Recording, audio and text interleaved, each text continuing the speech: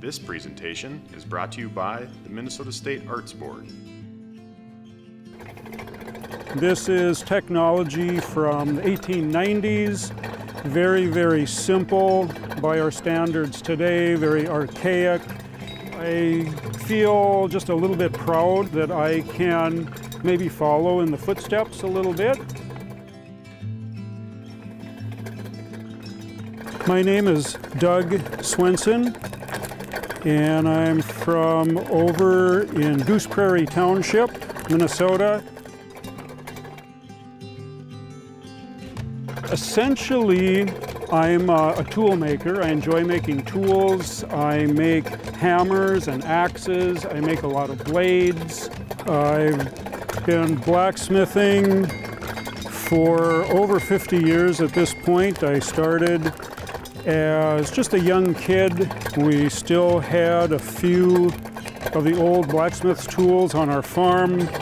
The aspect that I enjoy the most is probably taking a very simple raw material or a number of raw materials and being able to produce something that is functional and also many times very beautiful as well.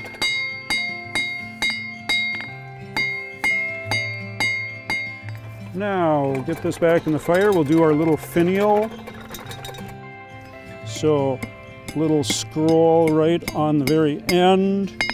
I'm going to come back here and just roll it right up. Bring it back, tighten it up a little bit.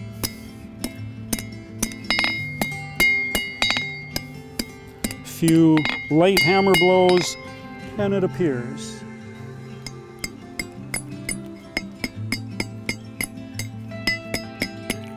And bring this around.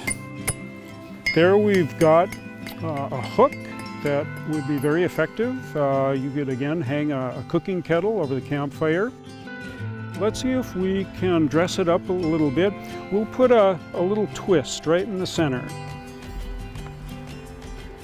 Just like so, the little iron oxide scale that forms and falls off.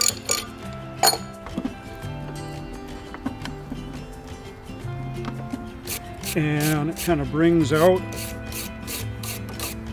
the contours of that twist a little bit nicer. Now, not only can we hang our cooking pot or hang our bird feeder, but hopefully it's going to look just a little bit better as well. And that's part of the magic of the blacksmith.